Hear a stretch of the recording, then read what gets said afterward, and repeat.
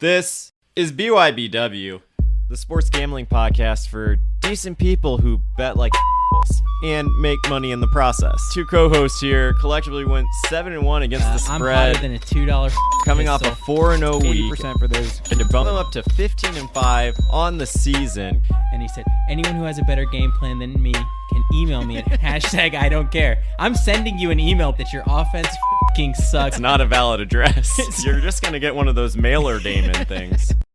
Welcome to the latest episode of 5 on the Floor on the 5 Reasons Sports Network. Thanks for joining us on your favorite podcast app. We're on Podbean, Spotify, Google Podcasts, Apple Podcasts. We're also on Dash Radio every single weeknight at 7 p.m. Also, make sure to check out the 5 Reasons YouTube channel. We've got Before Floor. That's before every Heat game. We've got Post Up 5R, Clutch Corner just went last night. And, of course, all of our Dolphins programming.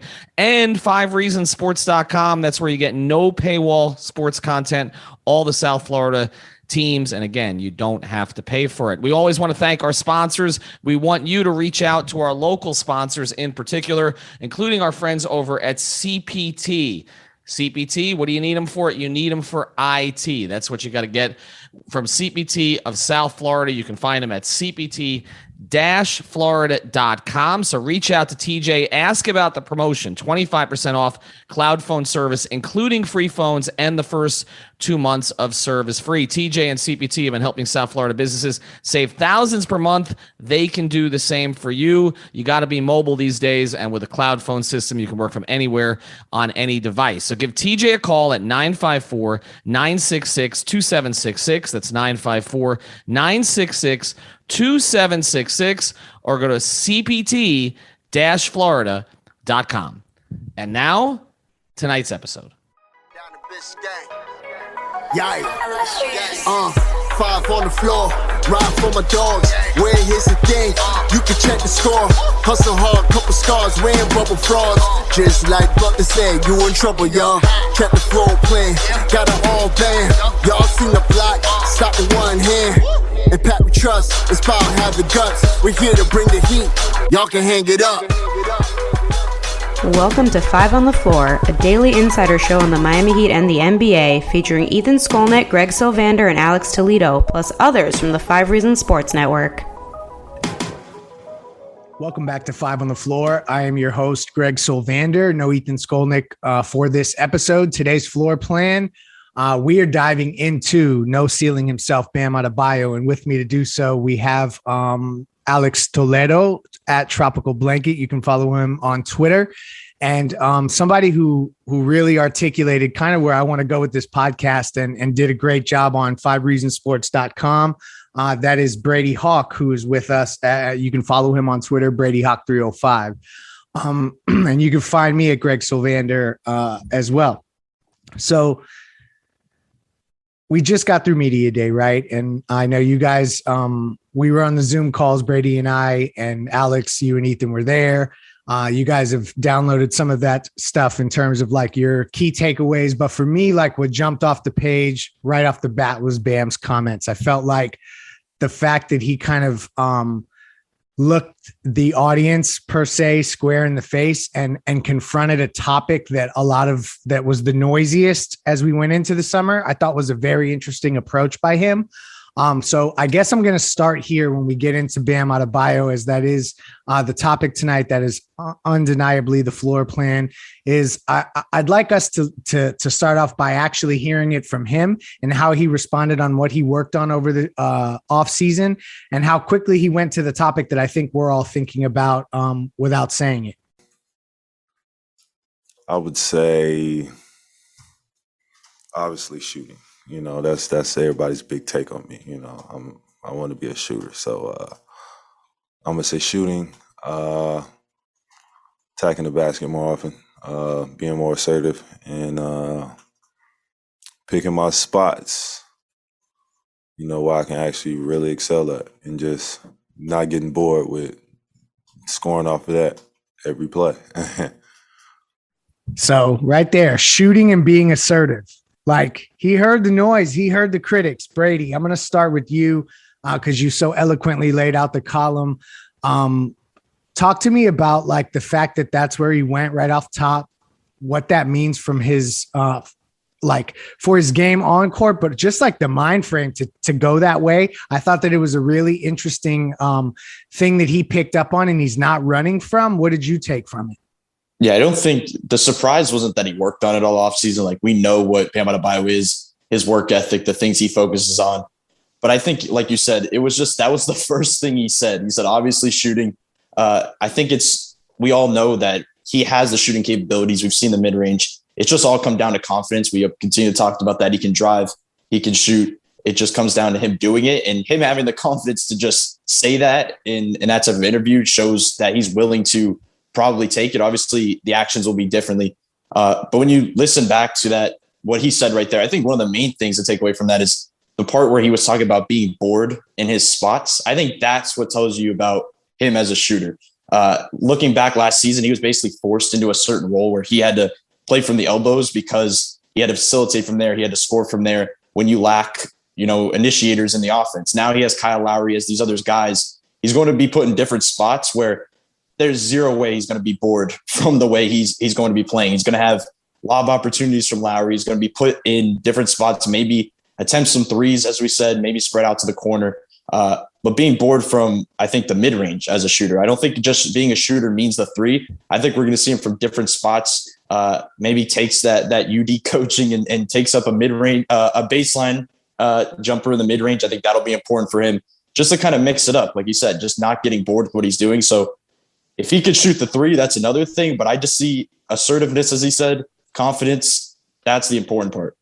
Yeah, like I think about that spot that he hit the game winner against Brooklyn. Like, let's just get a consistent jumper from that spot all the time. That's automatic. And we're almost there. I think I'm going to go in a couple directions for you, Alex. One is a shout out to Gianni from Miami Heat Beat, because he tweeted out Bam Adebayo's shooting splits from all around the court. And it really illustrated that he's not far away from being a good shooter. But then the assertiveness thing, like Wes Goldberg from Locked On Heat, shout out to him as well. He pressed Bam and he said, like, what did you mean by bored? Like, were you bored last year? Alex, like when we talk about him being more assertive,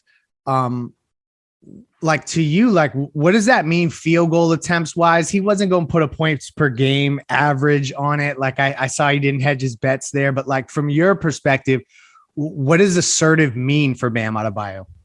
Well, look, that's a good question when you talk about field goal attempts. And, we've talked about specifically on this pod before about how I've kind of doubted Bam being able to be the highest points per game guy for this team because of that mentality we talked about and that Brady went into there as well as about like that role he had last year. I think everything he said yesterday at Media Day was, it literally checked off all the boxes, at least for me, of what I wanted to hear Bam say. And he did it all, in like 30 seconds, right? Like that clip succinctly put together exactly what I wanted to hear. Because it wasn't just about him being a shooter, which of course you want to hear that because we see that stroke, right?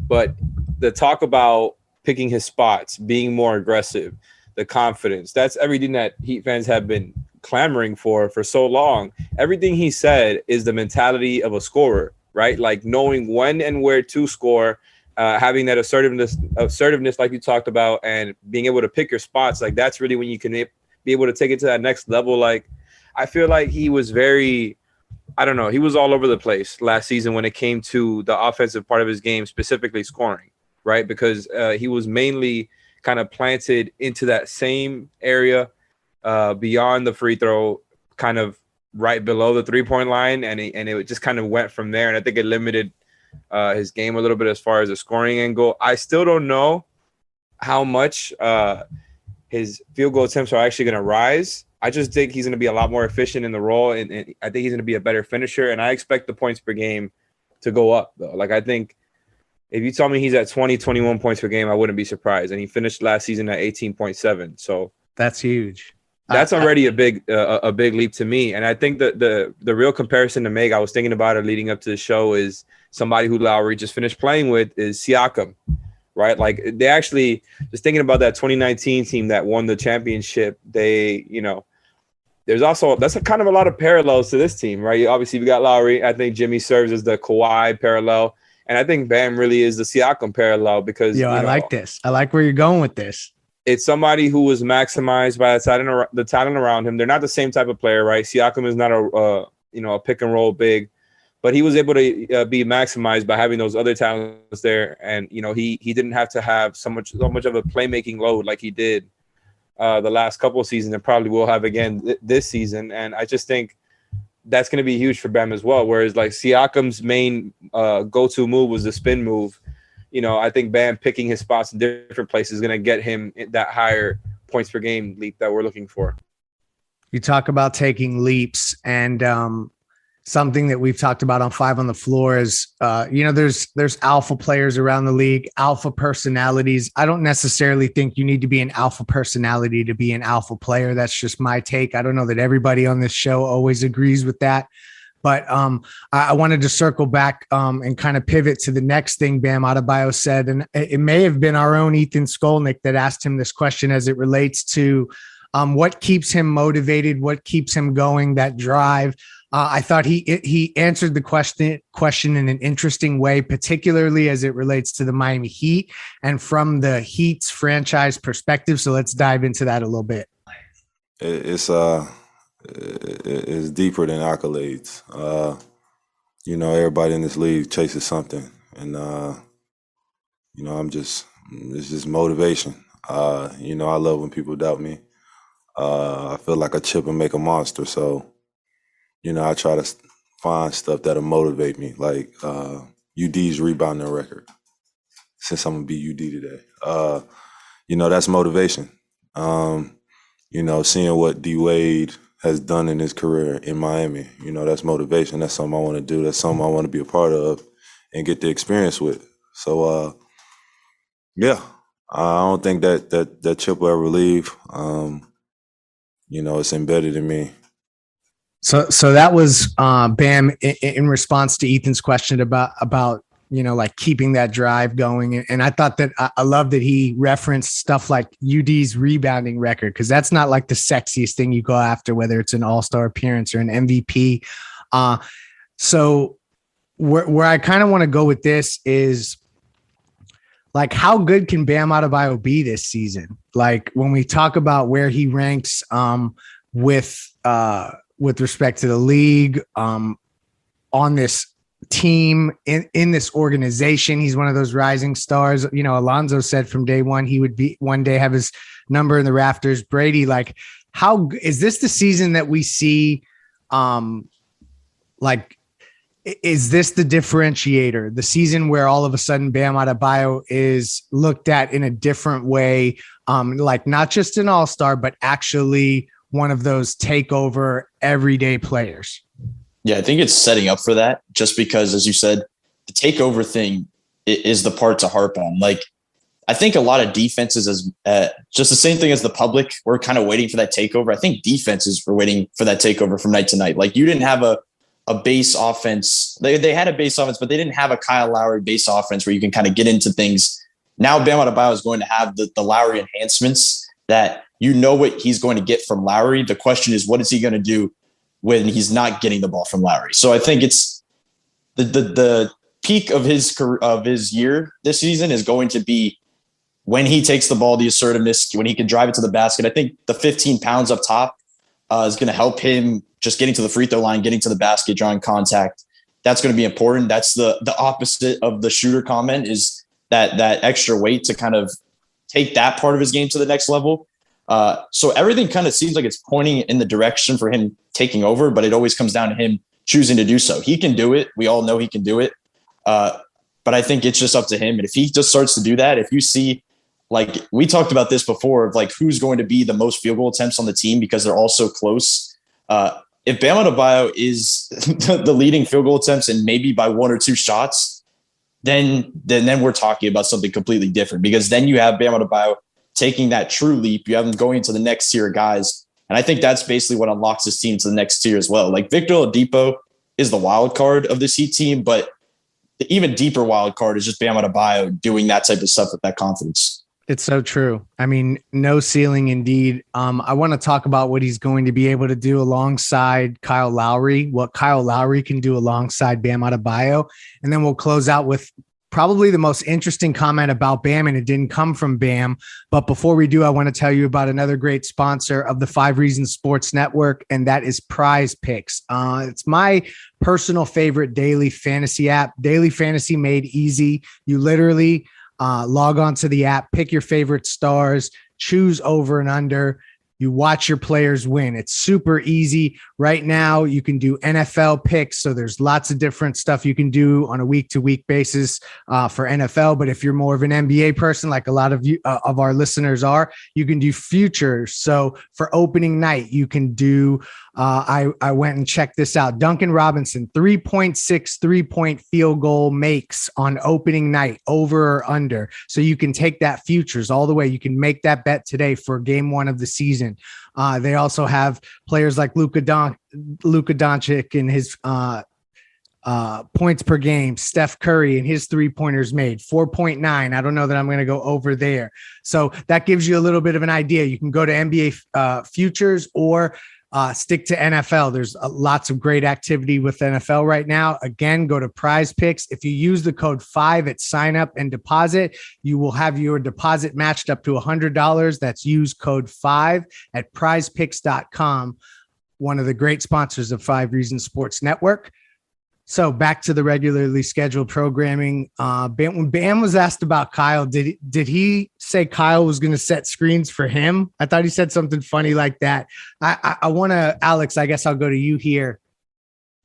What is the most interesting part of the Kyle Bam dynamic? Is it as simple as like just this pick and roll stuff? Like, is it really that easy? Or are there other, the lob threat kind of stuff? Or is there something kind of underneath that the layers to this that maybe we haven't thought about as it relates to Kyle and Bam? I mean, it's a little bit of both, and I know it's kind of a cop out, so I apologize there. But look, it's true. Like the pick and roll stuff is already big enough. We all can see that Lowry Bam is going to be an effective pick and roll combination from start to finish. You know, the lob threat is always going to be there. Lowry is good at making those decisions quickly and timely, always getting the ball moving, and whether he actually hits Bam with the lob, the threat is there. Like I said, it just helps open things up so much. But, you know, you kind of alluded to it.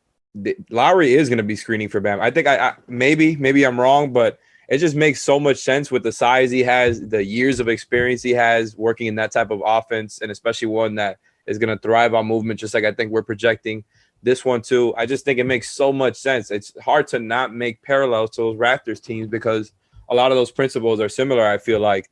And then you talk about what else he's going to do for Bam, you know, again, with the Siakam parallel. Lowry was great at helping Siakam get to his spots. And again, they're not the same type of player. But when we're talking about Bam scoring from all these different levels, it would be great if he could be a release valve as a shooter, right? I would love that for sure. It would make things easier on Jimmy as well, who, you know, maybe is a little bit slimmer than he was last season to have somebody else out there spacing the floor for him. But seriously, Bam getting to his spots, I think is something that's only going to be helped a ton by Lowry specifically. And I think by the way, I love what Brady touched on with Bam putting on the weight and how that's going to help him get to the line. I think that's huge because Bam was already pretty good at that, but was kind of inconsistent. Like he was not on the same level that Jimmy was. So that's going to be big. The other thing with Bam putting on this weight is he's going to be a walking mismatch because I think he's finally going to put, you know, some of that weight into actually punishing dudes in the post. Obviously smaller dudes on switches, because that's just another way that I think his points per game can go up. And I agree with everything Brady said as far as like if he's really leading the team in field goal attempts by a decent amount, you know, 1, 2, like that's huge. And I think I would like to be wrong. I would love for Bam to lead the team in field goals. I think that's kind of the most ideal scenario. Whether it happens this season, we'll see. But I do agree that it's going to be set up real nicely for him to thrive. And like Brady said in his article on 5reasonsports.com, you know, to just let him go.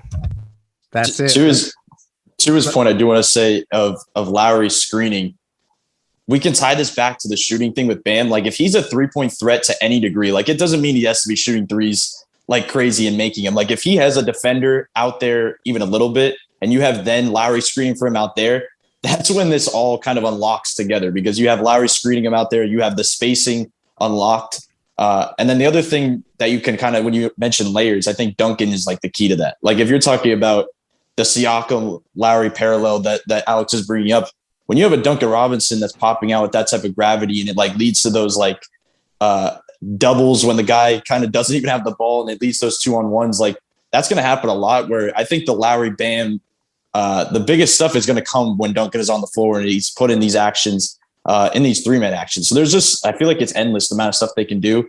But the 3-point threat from Bam kind of changes this all when you have Lowry screening like that.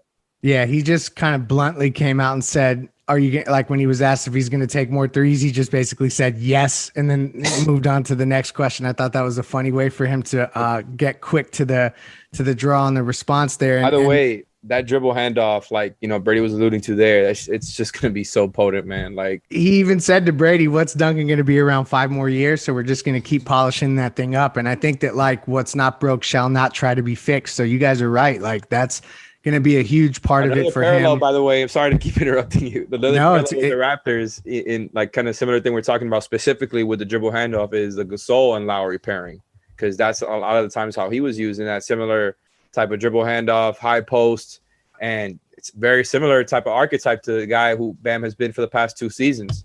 So I just think, you know, Lowry has experience playing with all these different types of roles, and I think Bam is kind of like a mix of Siakam and not Gasol as a player, but Gasol the way he was used on the Raptors and on the Grizzlies to a certain extent. I just think, you know, it all meshes together very well. They're just going to have an incredible amount of options that weren't available to them last season, and what they were already good at is only going to get better.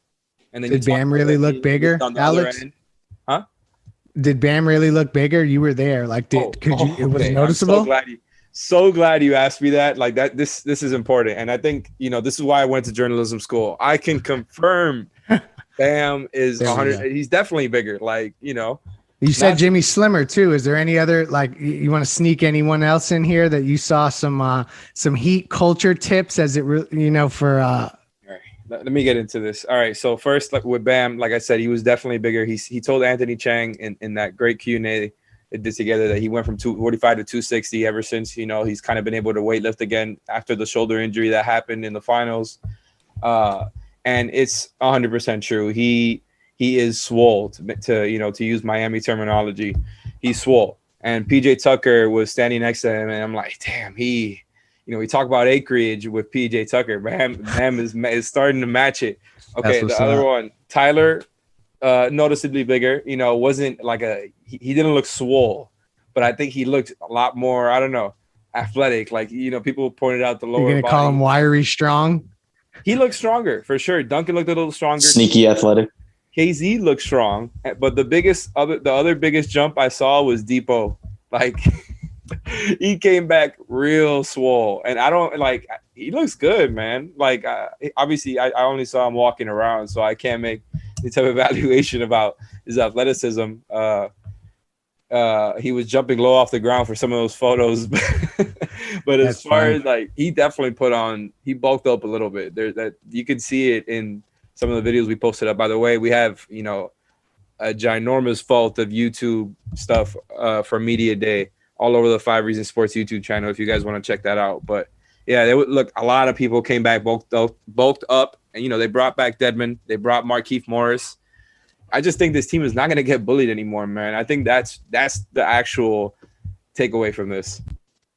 Brady, so you said in your column on 5reasonsports.com, Jimmy Butler said that this is going to allow Bam Adebayo to not have to think about it and to just go.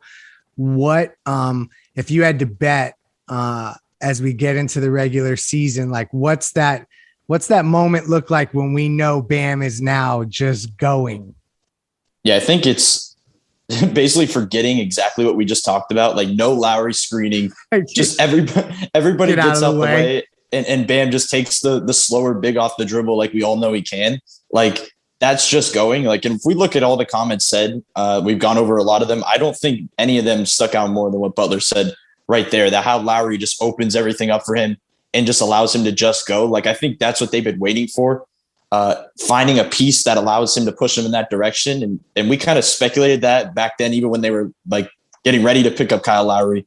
And now you hear it from the players like Jimmy Butler saying that it's like it's for real. Like, if they can really get him going like that, and as we said before, knocking up a tier in just all around his game, it all comes from that. And I think if you can just get him from different spots, don't allow him to get bored from the elbow or the free throw line extended, put him in the baseline. If he has a corner three, you can work from there. Like allowing him to play off the catch in that way, because obviously he's not going to have the ball in his hands as much as he once did. Obviously Jimmy's not going to have the ball in his hands as much either. It just, everything takes off from there. And when you're talking about the corner three, by the way, I think the reason why that's so important is because like corner threes is going to be like one of the biggest things for the Heat's offense this season. Like if you look at it, they're going to have, as we mentioned, the Duncan pop out. It's going to force certain things. Like the corner threes, right? It's going to be PJ Tucker and Markieff Morris. You're going to just be hoping for consistency. All you need, like Jimmy's one of those guys too. He's not a great outside shooter, but like defenders think twice before going for the complete tag. Like they're not just leaving him open because they know what he can do once he gets it. Like if Bam can get to that type of label and he's in the corner and defenders have to kind of think twice before just completely leaving him, then that's right there is kind of just going. Like if he can get the ball and drive baseline and kind of work from different spots, I think that's just where it all ties back together. You know what this all ties back to? This has been brought to you by Hope Trafficker Extraordinaires across the network. But I have to just give myself credit because all this points to no ceiling. Thank you for listening to the Five on the Floor on the Five Reasons Sports Network.